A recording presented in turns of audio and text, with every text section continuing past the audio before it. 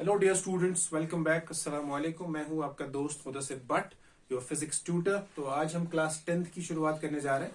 Class 10th physics का जो पहला चैप्टर है दैट इज लाइट, उसको हम डिस्कस करने की कोशिश करेंगे आज। तो आज की क्लास में we will talk about basics of light, उसका इंट्रोडक्शन, और फिर हम कुछ टॉपिक्स शुरू करेंगे और इंशाल्लाह in the coming days we will try to finish this chapter as well. तो इस क्लास में, इस वीडियो सीरीज, लेक्चर सीरीज में मैं आपको क्लास 10th का फिजिक्स पढ़ाऊंगा और उसके रिलेटेड जितने भी क्वेश्चंस है ओलंपियाड्स वगैरह से, उनको सॉल्व करने की कोशिश करेंगे।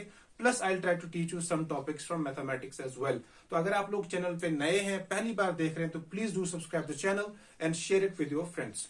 तो स्टार्ट करते हैं आज की क्लास। आज का जो टॉपिक है दैट इज बेसिकली लाइट। तो सबसे पहले हम बात करेंगे कि what is light.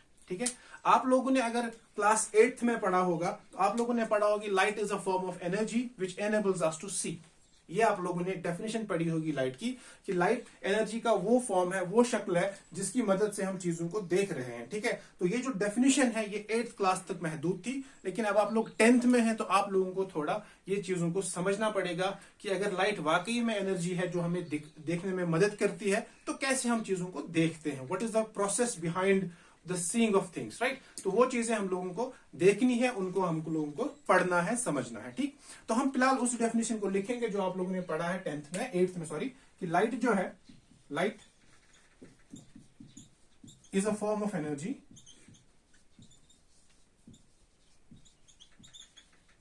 Which enables us to C.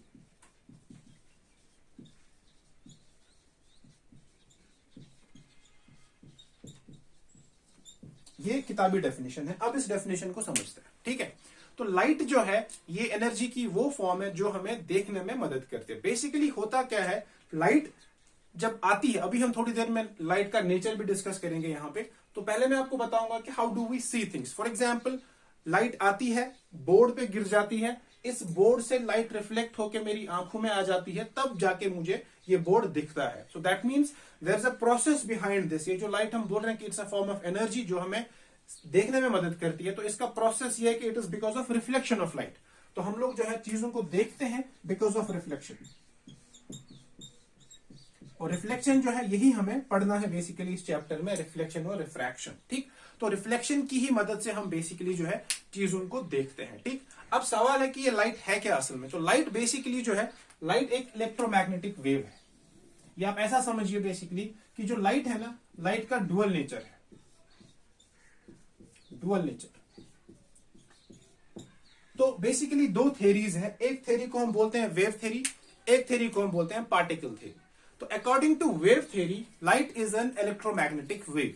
According to wave theory, light जो है ये एक वेव है जिसका जो वेव लेंथ है that is 4 into 10⁻⁻7 metre to 8 into 10⁻⁻7। बहुत छोटा जो है इसका वेव लेंथ है। ठीक, तो हम इसको लिखेंगे कि according to wave theory, according to wave theory, light जो है it's made up of electromagnetic waves।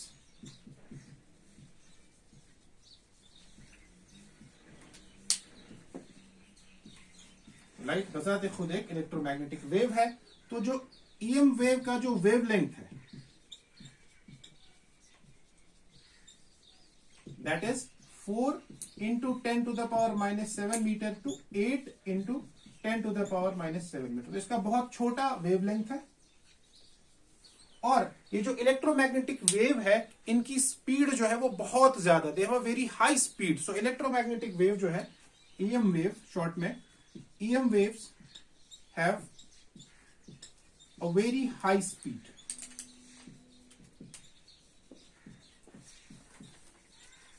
In vacuum,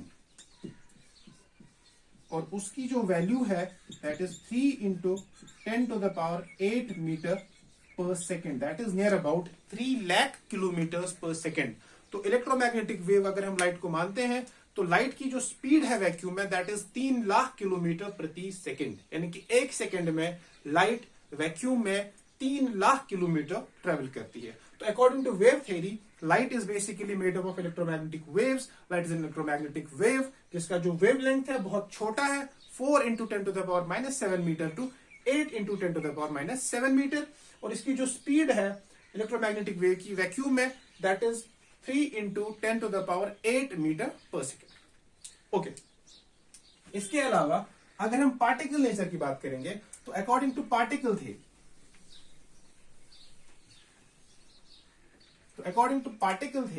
जो पार्टिकल थ्योरी है, पार्टिकल थ्योरी हमको ये बताती है कि लाइट जो है, light is basically made up of particles.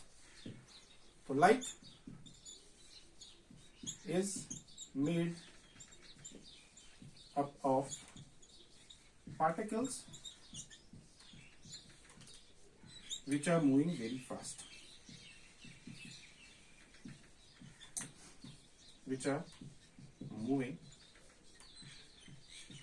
very fast, और इन पार्टिकल्स को नाम दिया जाता है फोटोन।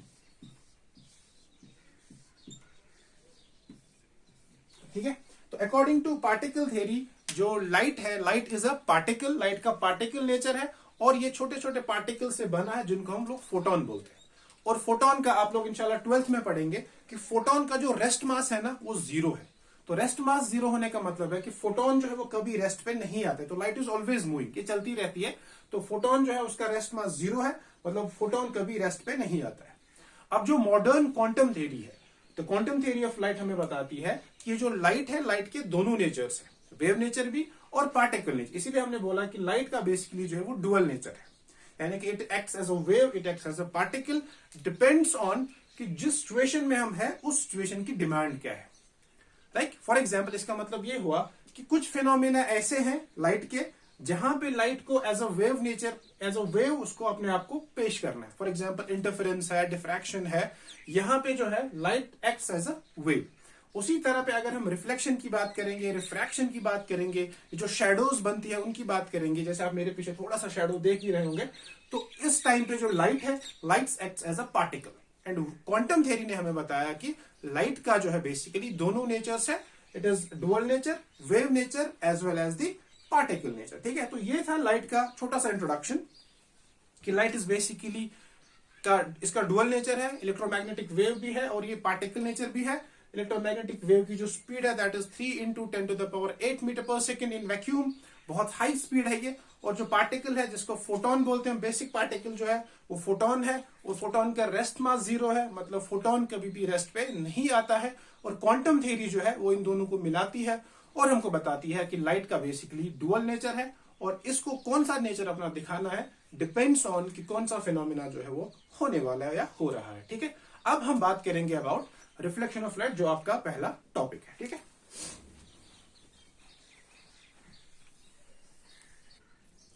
ओके, तो अब हम शुरू करेंगे रिफ्लेक्शन ऑफ लाइट।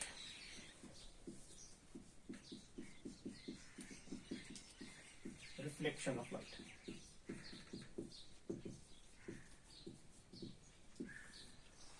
रिफ्लेक्ट होना मतलब वापस आ जाना। ठीक है, जैसे फॉर एग्जांपल हम लोग दीवार पे एक बॉल फेंकते हैं तो बॉल जो है वो वापस आ जाती है, रिफ्लेक्ट आ जाती है। तो इसी तरह जब लाइट है, ठीक है, जब लाइट किसी भी ऑब्जेक्ट पे पड़ती है और पड़ने के बाद अगर लाइट वापस आ जाए तो वी से दैट लाइट जो है वो रिफ्लेक्ट हो गई।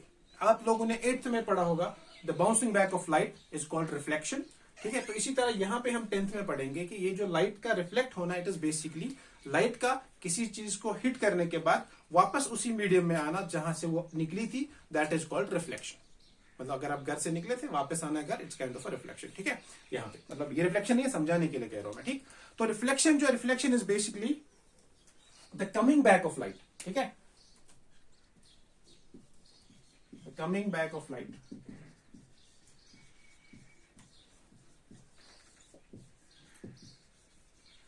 to the same medium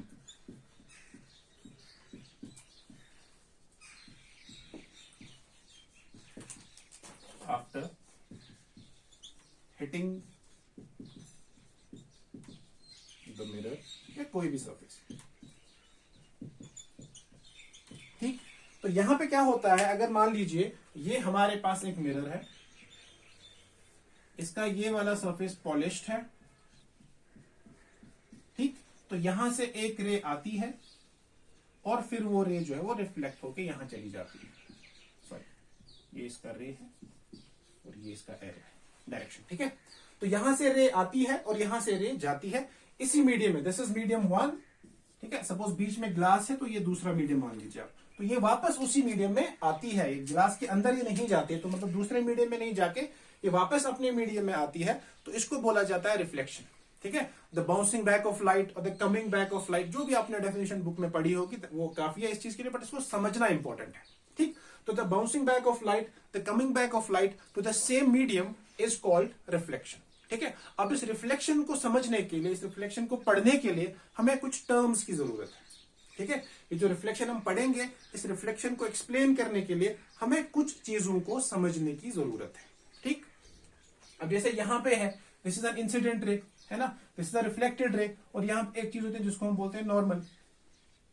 ठीक है, तो ये इंसिडेंट रे क्या होती है, रिफ्लेक्टेड रे क्या होती है, नॉर्मल क्या होता है, इन चीजों के बारे में हमको थोड़ा सा जो है पता होना चाहिए। ठीक है, तो हम पहले इसको समझेंगे फिर लिखेंगे। ठीक है, इंसिडेंट रे, इंसिडेंट रे वो रे होती है जो कहीं से आती है, किसी ऑब्जेक्ट से आती है और मिरर को हिट करती है, यानी कि इनकमिंग रे। इनकमिंग रे जो है, incoming ray to the mirror is called as incident ray. Reflected ray वो है जो वापस जा रहे थे, गोइंग अवे। ठीक है, द आउटगोइंग रे, द आउटगोइंग रे is basically a reflected ray. And normal जो है, normal is an imaginary line which is perpendicular to the mirror at the point of contact, at the point of incidence।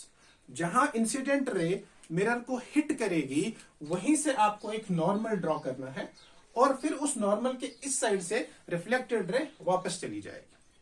समझ में आया आपको कि जो रिफ्लेक्शन है, रिफ्लेक्शन बेसिकली क्या है, इट्स द फिनोमिना जिसमें लाइट हिट करने के बाद वापस किसी सरफेस से हिट करने के बाद वापस उसी मीडियम में आती है। तो that means the first point which is responsible for reflection is that there should be no change in the medium।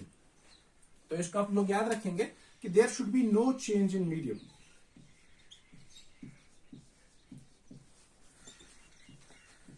there should be no change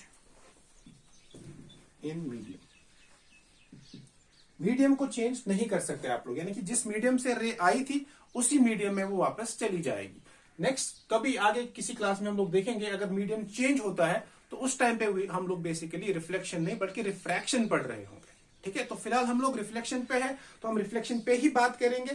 ठीक है, तो यहां पे हम बोलेंगे कि इसमें जो हमारे पास फिलहाल तीन इंपॉर्टेंट चीजें हैं, एक इंसिडेंट रे, एक रिफ्लेक्टेड रे और एक नॉर्मल। तो सबसे पहले लिखते हैं व्हाट इज इंसिडेंट रे। ठीक है, तो the ray which falls on the mirror, पहले हम लिखेंगे incident ray.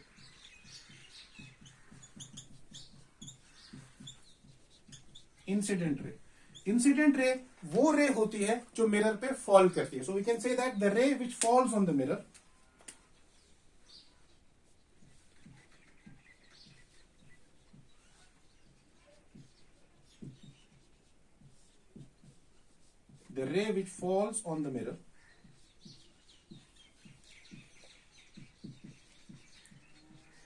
is known as incident ray।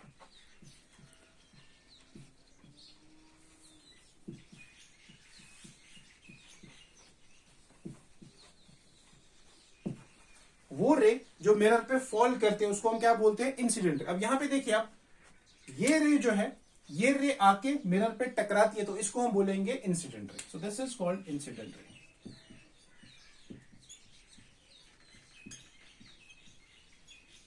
ठीक, द पॉइंट जिसपे ये रे मिरर को टच करती है that is called point of contact और पॉइंट ऑफ इंसिडेंस। ठीक है, तो वो भी लिखेंगे, the point at which the incident ray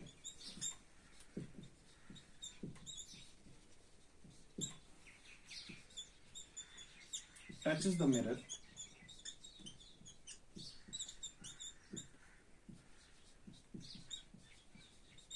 is known as point of contact और point of incidence.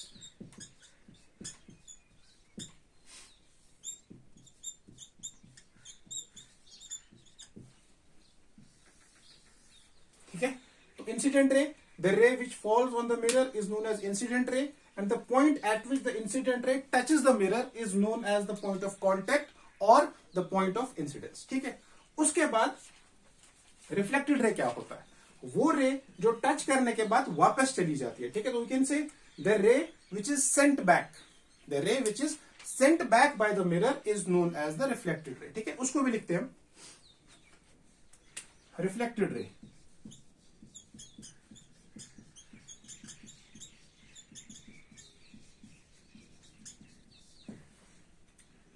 The ray, the outgoing ray,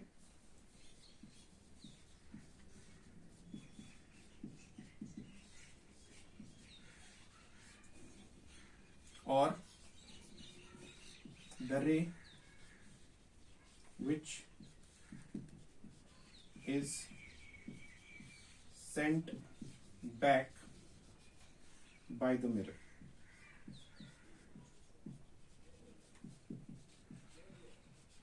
ठीक है, द आउटगोइंग रे और the ray which is sent back by the mirror is known as the reflected ray. तो incident रे हो गया, reflected ray हो गया। अब बचता है नॉर्मल। तो नॉर्मल जो है, normal is an imaginary line which is perpendicular to the surface at the point of contact, ठीक है। अब इसको लिखते हैं नॉर्मल क्या होता है। Now we'll write what is normal.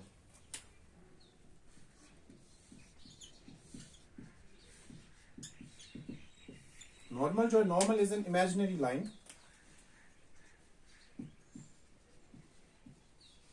Normal जो है, normal is an imaginary line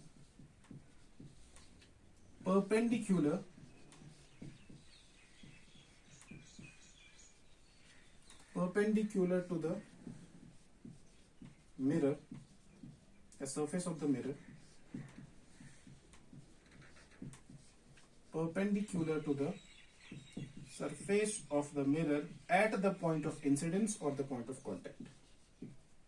At the point of incidence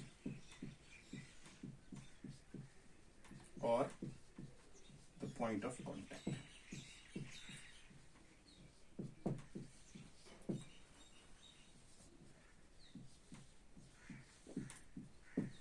ठीक है, तो जो नॉर्मल है, normal is an imaginary line which is perpendicular to the surface at the point of contact. अब इसको यहां पे समझना है, ठीक है। तो ये वाली जो रे जो आ रही है, ये मिरर को टच करेगी, इसको हम बोलेंगे incident ray. This point is known as point of incidence.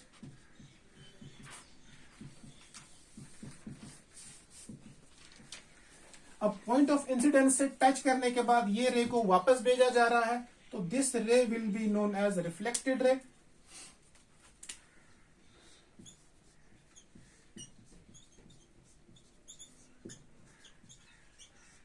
Eight the point of incidence there is an imaginary perpendicular line, इसको बोलते हैं normal.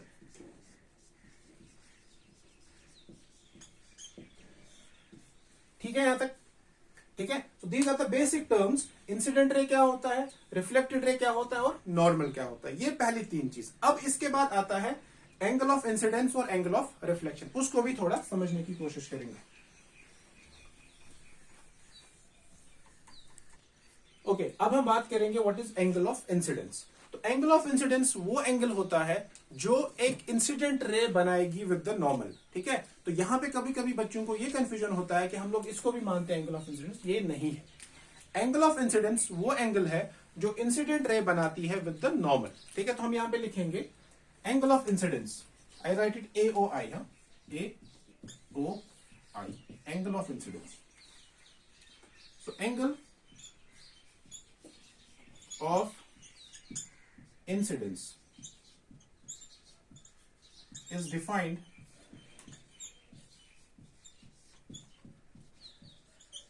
as the angle which the incident ray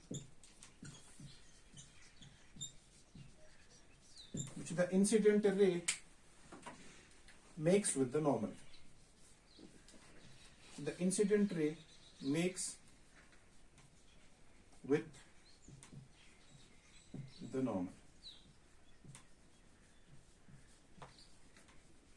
तो वो एंगल जो एक इंसिडेंट रे बनाएगी normal के साथ, उसी को हम बोलेंगे एंगल ऑफ इंसिडेंस। तो यहां पे अगर ये इंसिडेंट रे है, ये नॉर्मल है, तो ये वाला जो एंगल होगा this will be known as angle of incidence. तो एंगल ऑफ इंसिडेंस वो एंगल है जो इंसिडेंट रे बनाती है नॉर्मल के साथ। इसी तरह हम लोग डिफाइन करेंगे एंगल ऑफ रिफ्लेक्शन। यहां पे I will write angle of reflection.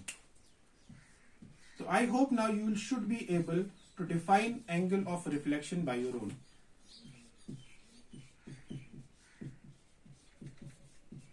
जैसे हमने देखा कि जो एंगल ऑफ इंसिडेंस है, एंगल ऑफ इंसिडेंस वो एंगल है जो इंसिडेंट रे बनाती है नॉर्मल के साथ। इसी तरह हम बोलेंगे कि एंगल ऑफ रिफ्लेक्शन वो एंगल है जो रिफ्लेक्टेड रे बनाती है नॉर्मल के साथ। तो we can say that angle of reflection that is AOR, angle of reflection is defined as the angle which the reflected ray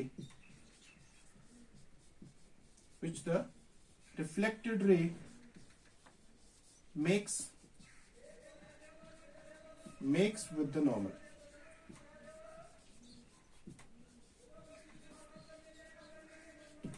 ठीक है, एंगल ऑफ इंसिडेंस को हम यूजुअली डिनोट करते हैं bye I, denoted by small I। This is denoted by small I।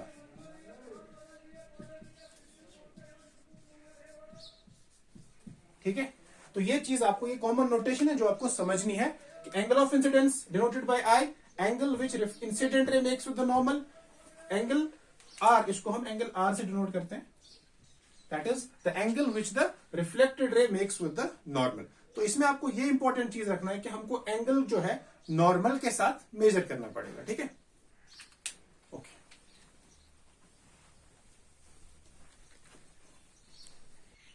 ठीक है, तो angle of incidence हो गया, एंगल ऑफ रिफ्लेक्शन। अब इसको थोड़ा और समझते हैं मैथमेटिकली। ठीक, कभी कभी आपको जो है क्वेश्चन दिया जाएगा, सपोज हमारे पास एक स्टेटमेंट है कि द इंसिडेंट रे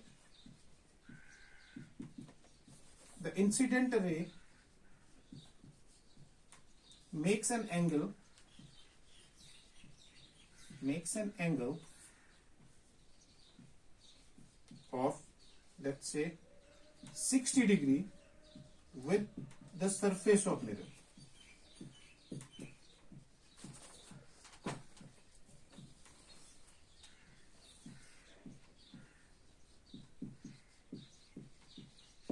Find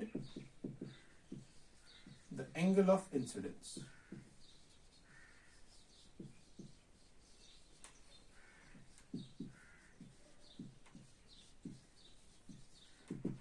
ठीक, तो जो भी स्टेटमेंट गिवन होगा उस स्टेटमेंट को सबसे पहले समझने की जरूरत है, राइट। अगर यहां पे बोला गया है कि जो इंसिडेंट रे है, incident ray is making an angle, कोई भी angle theta with the surface, right, तो दैट मीन्स वो ये वाला एंगल होगा। ठीक है, बट अभी अभी हमने देखा कि जो एंगल ऑफ इंसिडेंस का डेफिनेशन है उसमें नॉर्मल का होना बहुत जरूरी है। या हम ऐसे बोल सकते हैं कि एंगल ऑफ इंसिडेंस हो या एंगल ऑफ रिफ्लेक्शन हो, उनको हम मेजर कर ही रहे हैं only because with the normal. तो नॉर्मल का होना बहुत इंपॉर्टेंट है यहां पे। तो अगर हम लोग को इस वाले कंडीशन में एंगल ऑफ इंसिडेंस निकालना होगा या एंगल ऑफ रिफ्लेक्शन निकालना है कुछ और, तो सबसे पहले हम लोगों को क्वेश्चन को समझना है और इसको विजुअलाइज करना है कि ये दिखा क्या रहा है। जैसे ये क्वेश्चन है, ये स्टेटमेंट हमको बताता है कि the incident ray that is this ray makes an angle of 60 degree with the surface of mirror, यानी कि ये जो एंगल है ये 60 डिग्री का है, 60 डिग्री का है। आपको बताना है कि एंगल ऑफ इंसिडेंस क्या होगा। ठीक है, तो हम नॉर्मल की डेफिनेशन पे वापस जाते हैं। हमने बोला कि जो नॉर्मल है, नॉर्मल एक ऐसी लाइन है which is perpendicular to the surface at the point of contact, perpendicular to the surface at the point of contact, यानी परपेंडिकुलर का मतलब इट इज 90 डिग्री। आगे आगे जब आप और मैथमेटिक्स फिजिक्स पढ़ेंगे तो नॉर्मल को भी हम परपेंडिकुलर ही बोलते हैं। इट इज नॉर्मल मतलब इट इज परपेंडिकुलर। ठीक, तो यहां पे फिलहाल आप लोग याद रखेंगे नॉर्मल है, परपेंडिकुलर है, मतलब ये सीन कुछ ऐसा है, दिस इज द 90 डिग्री। ठीक है, ये टोटल एंगल 90 है। अब ये बता रहा है कि ये जो रे ऐसे आ रही है यहां पे, ये वाला एंगल जो ये 60 डिग्री का है। हमको निकालना है एंगल ऑफ इंसिडेंस। एंड हमने अभी अभी पढ़ा कि angle of incidence is basically the angle which incident ray makes with the normal. ठीक है, तो नॉर्मल के साथ तो ये वाला एंगल हो गया ना, सपोज दिस इज थीटा। अब हमको ये पता है कि जो थीटा है, theta plus 60, theta plus 60 is equal to 90 degree. Theta plus 60 degree is equal to 90 degree, तो थीटा जो होगा, theta will be 90 degree minus 60 degree, that is equal to 30 degree. तो जो एंगल ऑफ इंसिडेंस है that is basically 30 degree. तो similarly कभी कभी आपसे पूछा जाएगा कि reflected ray makes an angle, suppose कोई भी एंगल बनाती है विद द सरफेस, तो आपको निकालना एंगल ऑफ रिफ्लेक्शन, तो वो ये वाला एंगल होगा। ठीक है, कल जब हम नेक्स्ट क्लास में when we will study about laws of reflection, तब हम एक इंपॉर्टेंट चीज देखेंगे, वो ये है कि जो एंगल ऑफ इंसिडेंस होता है वो हमेशा बराबर होता है एंगल ऑफ रिफ्लेक्शन का। ठीक है, that will study in the next class. अभी के लिए आप इतना याद रखेंगे कि जो रिफ्लेक्शन है, ठीक है, तो I will give you an overview quickly कि लाइट बेसिकली जो है, लाइट का डुअल नेचर है, इलेक्ट्रोमैग्नेटिक वेव और पार्टिकल। इलेक्ट्रोमैग्नेटिक वेव जो है उसकी स्पीड होती है 3 × 10⁸ मीटर पर सेकेंड, और पार्टिकल थ्योरी के हिसाब से लाइट एक पार्टिकल का बना होता है जिनको हम फोटोन बोलते हैं। फोटोन का रेस्ट मास 0 होता है, मतलब फोटोन कभी भी रेस्ट पे नहीं आएगा। उसके बाद जो क्वांटम थ्योरी है, क्वांटम थ्योरी हमको बताती है कि लाइट का डुअल नेचर है, यानी कि both particle as well as wave.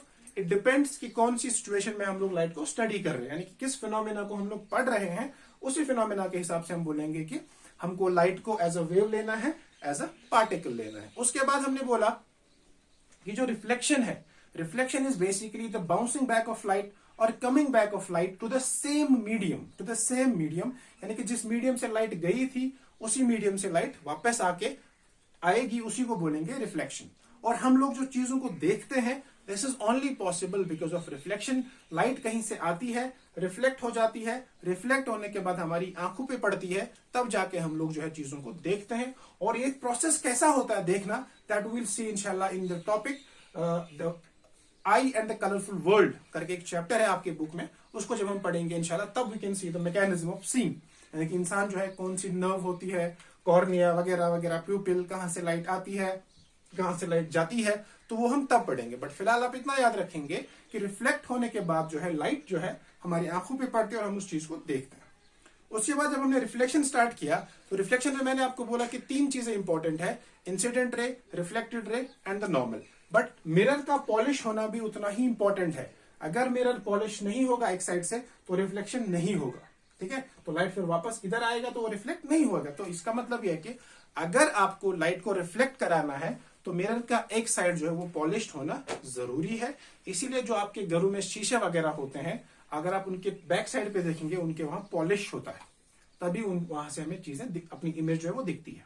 बहरहाल ये जो इंसिडेंट रे है, इंसिडेंट रे वो रे है जो इंसिडेंट जो आती है to the surface, reflected ray वो रे है जो जाती है फ्रॉम द सरफेस, और नॉर्मल जो है, नॉर्मल एक ऐसी इमेजिनरी लाइन है which is perpendicular to the surface at the point of incidence और at the point of contact.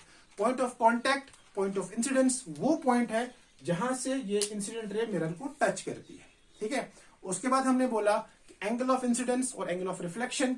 Angle of incidence वो एंगल होता है जो इंसिडेंट रे बनाती है नॉर्मल के साथ, और reflected ray angle of reflection जो है वो एंगल होता है जो रिफ्लेक्टेड रे बनाती है नॉर्मल के साथ। ठीक है, तो ये दोनों जो है इंपॉर्टेंट एंगल्स है। अब इनके बारे में, इनका जो रिलेशन है आपस का, वो इंशाल्लाह हम कल की क्लास में देखेंगे, नेक्स्ट क्लास में देखेंगे, जहां हम पढ़ेंगे लॉज ऑफ रिफ्लेक्शन। तो ये जो रिफ्लेक्शन है, रिफ्लेक्शन के भी 2 कवानीन है, 2 कानून है, उनको हम नेक्स्ट क्लास में स्टडी करेंगे। ठीक है, तो आज की क्लास में बस इतना ही। अपना ख्याल रखिए, पढ़ते रहिए। अगर आप लोग चैनल पे नए हैं तो please do subscribe the channel and share with your friends. अल्लाह हाफिज, कीप स्टडीइंग, टेक केयर।